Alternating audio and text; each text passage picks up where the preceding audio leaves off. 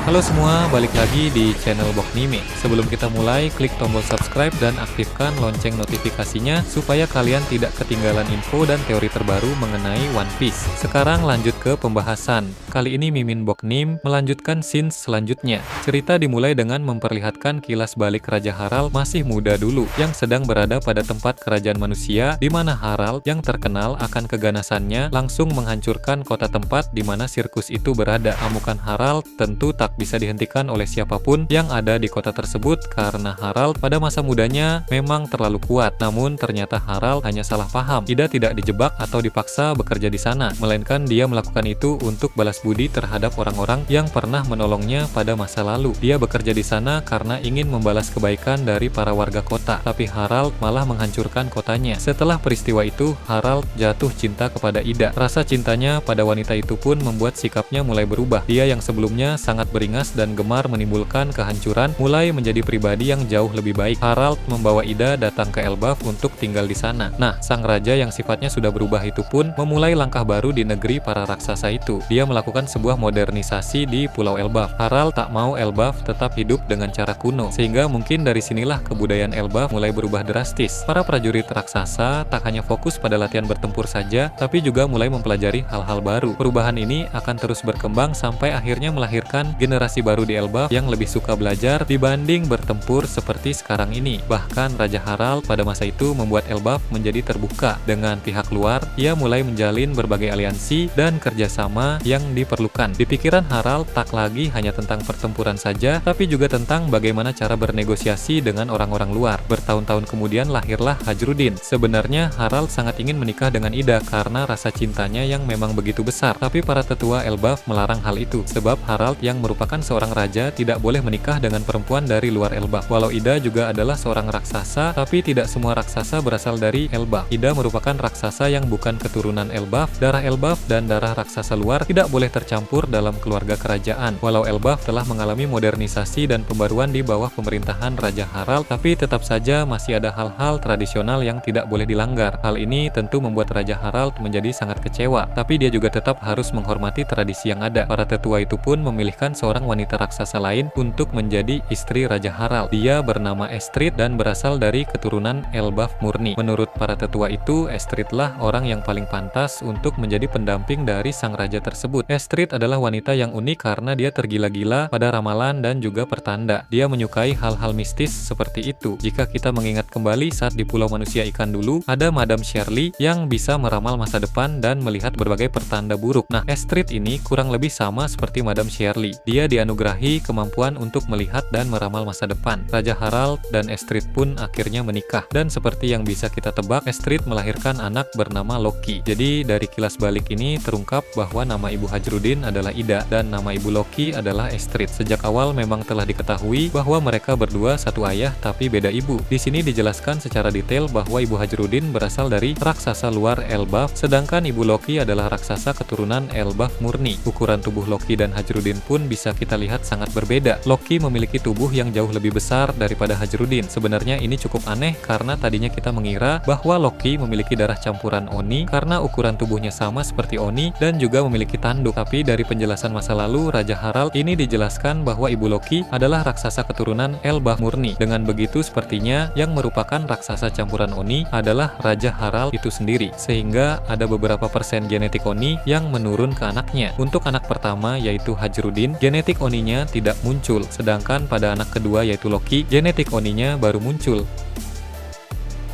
Jadi bisa dibilang Loki ini adalah anak yang terpilih. Namun setelah Loki lahir, Estrid melihat sesuatu yang membuat dia menjadi sangat terkejut. Bukan ukuran tubuhnya saja yang berbeda, melainkan mata Loki juga berbeda dengan mata biasa. Anak itu mempunyai mata aneh dengan pupil vertikal lonjong yang menyerupai mata reptil seperti ular. Mata ini juga identik dengan mata iblis. Jadi akhirnya dalam chapter terbaru ini kita bisa melihat dengan jelas seperti apa wujud dari mata Loki itu yang selama ini selalu ditutupi dengan penutup. Seperti yang ada pada beberapa beberapa video sebelumnya, mata sang pangeran itu pasti bukan mata biasa. Secara visual, mata tersebut sangat menyeramkan, tapi di saat yang bersamaan terlihat cukup keren. Ketika melihat mata anaknya sendiri, Astrid malah menjadi panik dan juga ketakutan. Entah ini hanya karena bentuknya yang mengerikan saja, atau karena Astrid tahu bahwa mata seperti itu berkaitan dengan ramalan atau pertanda tertentu. Seperti yang dibahas di awal tadi, wanita itu memang tergila-gila terhadap ramalan dan pertanda. Dia seperti Madame Sheyarli yang bisa meramal dan melihat pertanda buruk akan masa depan. Jadi, orang seperti itu tentu akan langsung percaya jika ada pertanda-pertanda buruk yang baru saja dia lihat. Dulu juga Madame Sheyarli sempat melihat ramalan di bola kristalnya bahwa Luffy akan menghancurkan pulau manusia ikan di masa depan. Tentu orang-orang tidak langsung percaya pada ramalan itu karena Luffy adalah orang baik yang tidak akan melakukan hal sekejam itu. Justru saat di pulau manusia ikan dulu, Luffy menyelamatkan pulau itu dari Hody Jones. Bahkan Luffy juga berusaha menyelamatkan pulau manusia ikan yang akan tertimpa kapal Noah. Nah, meski pada akhirnya memang yang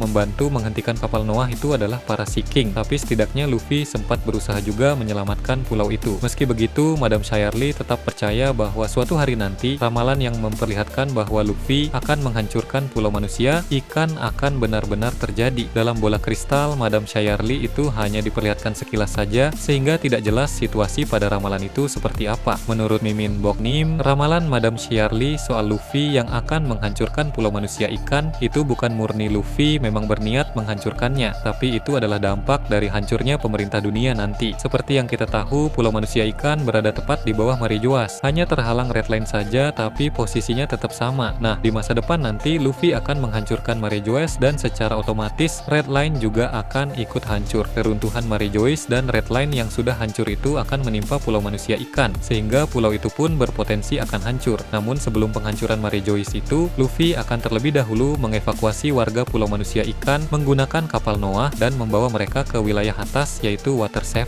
karena pulau tersebut memiliki banyak perairan dan cocok untuk para manusia ikan. Jadi hancurnya pulau manusia ikan itu adalah dampak dari hancurnya Marejoas dan Red Line. Tapi tidak akan ada korban jiwa di kalangan manusia ikan karena semuanya sudah dievakuasi sehingga para manusia ikan dan duyung pun akan hidup berdampingan dengan para manusia. Nah, kembali ke ramalan Loki. Sepertinya ramalan yang dilihat oleh Astrid itu tidak sepenuhnya buruk, hanya saja dia salah paham sama seperti kesalahpahaman Madame Sheyarli kepada Luffy dulu. Namun karena Astrid menelan mentah-mentah ramalan itu, dia menjadi sangat takut dan juga panik sehingga dia pun melakukan hal yang sangat ekstrim. Dia dengan tega membuang Loki dari dunia matahari ke dunia bawah. Ini tentu pemandangan yang sangat memilukan karena Loki pada saat itu masih seorang bayi, tapi dengan tega ibunya sendiri membuangnya dari ketinggian. Jadi jelas bahwa sejak kecil Loki telah mendapatkan penolakan bahkan dari ibunya sendiri. Jadi wajar dia menjadi sosok yang nakal dan sering membuat masalah. Namun Loki ini bukan anak biasa. Walau dia dibuang dari ketinggian dunia matahari ke dunia bawah, dia mampu untuk bertahan hidup. Diperlihatkan juga bahwa Loki yang terjatuh di sana mulai merangkak dalam kegelapan. Dia pun dikelilingi oleh hewan-hewan buas yang tinggal di dunia bawah itu. Tak lama kemudian Loki yang masih bayi itu melakukan hal yang di luar nalar. Dia memanjat pohon Adam untuk datang kembali ke kastil yang ada di bagian atas. Ini adalah suatu bukti yang sangat valid tentang seberapa kuat Loki ini.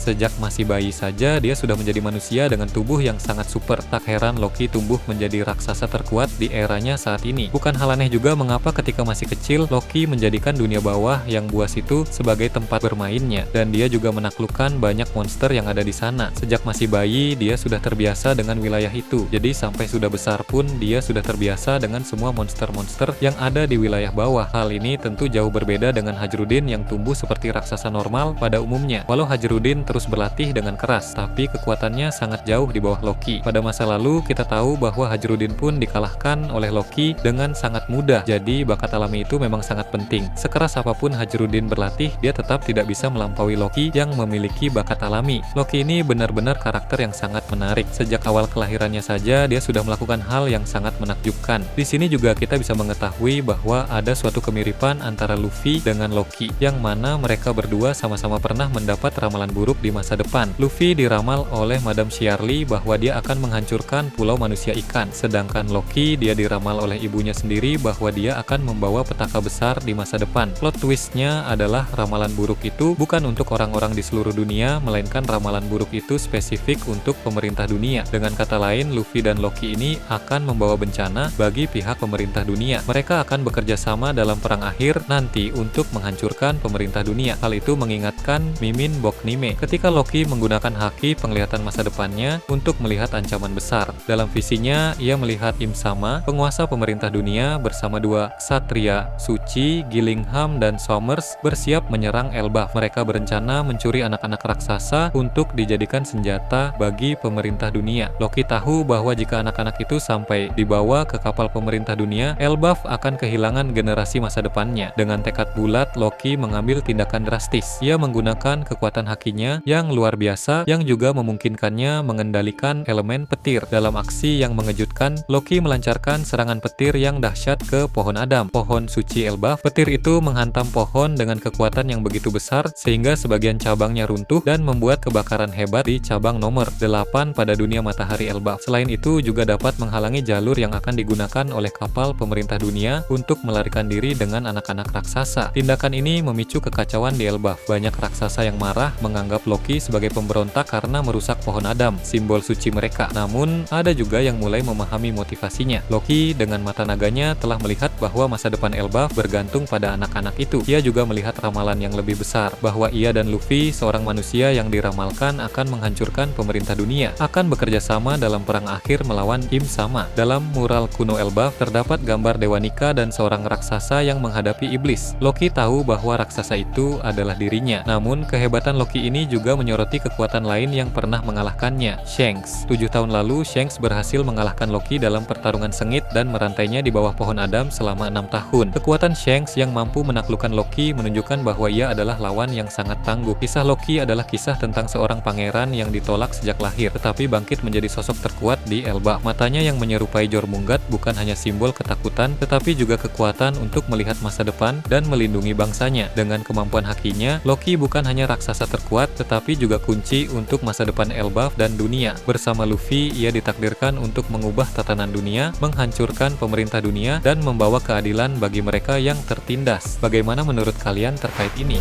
Nah, itu tadi berbagai hal menarik pada bab 1153. Menurut kalian bagaimana? Silahkan tulis di kolom komentar di bawah. Oke, segitu saja untuk pembahasan kali ini. Jangan lupa like, share, dan subscribe untuk video menarik selanjutnya. Peaceful World.